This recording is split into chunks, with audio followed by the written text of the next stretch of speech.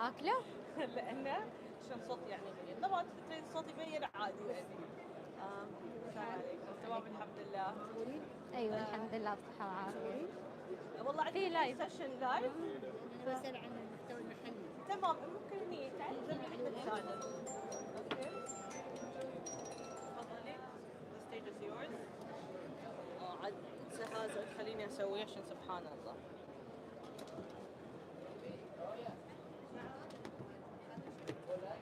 يلا تفضلي. هذا الحين ميوت، لما تحطيه بيقول عندك ميوت.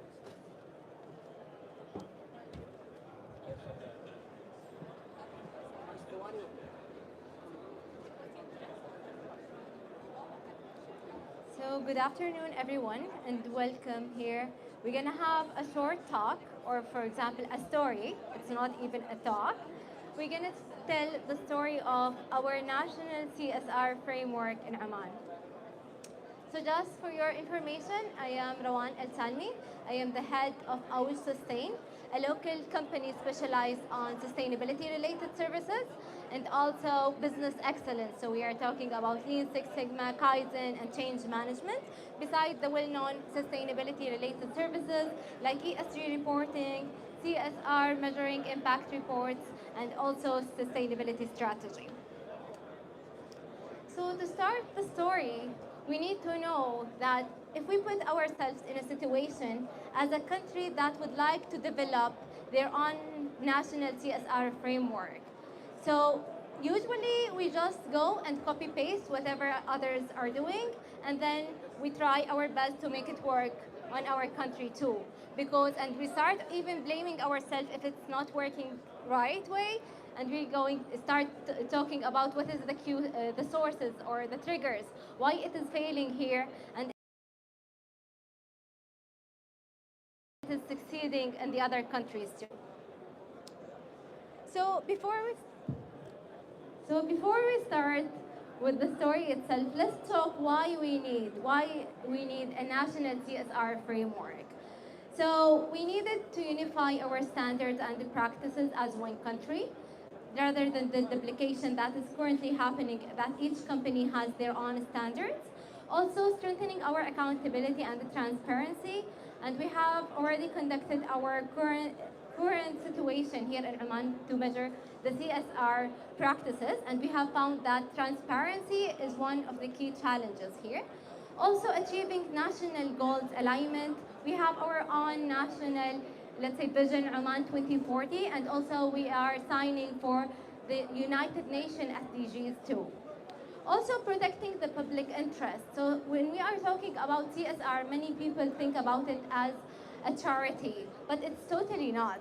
We need that the social or the people in the country, they need to have the best benefit out of these projects. And we need to have a clear impact measured for each project just to make sure that it has been spent the right way.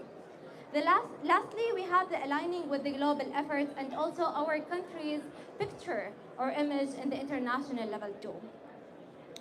If we are going to talk about Oman's Vision 2040, so we're going to see that CSR has a contrast in 4 of the pillars.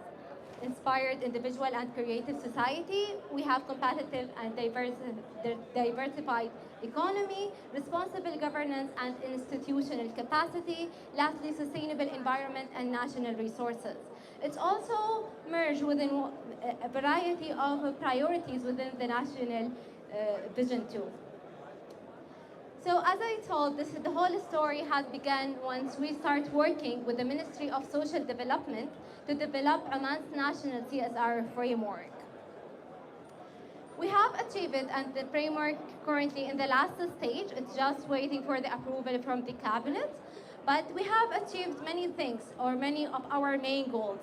So one of the main goals that we have put from day one was the international alignment with the ISO 26000 as the main international standards related to CSR. Also, the national vision, which is Oman 2040, and the SDGs, as I have mentioned before. Applicability in the Omani context. So we don't want just to copy paste whatever other country is doing and try to put it here or force it to be implemented here.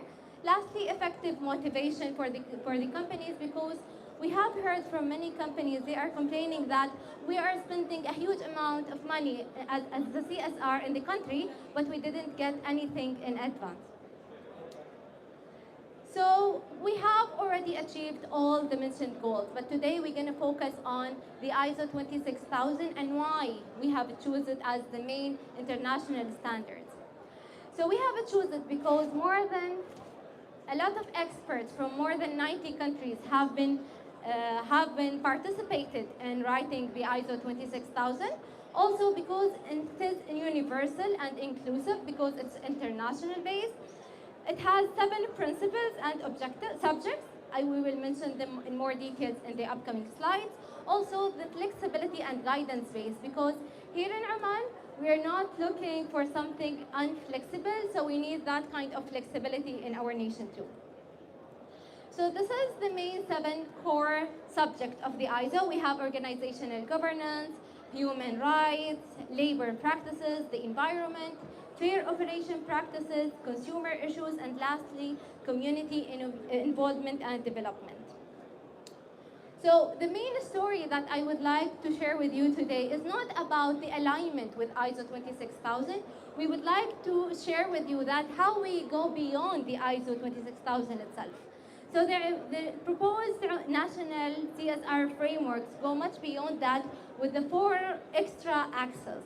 So we have the graphical dimensions, digital governance, incentive systems, and lastly, the alignment with Vision 2040 and SDGs.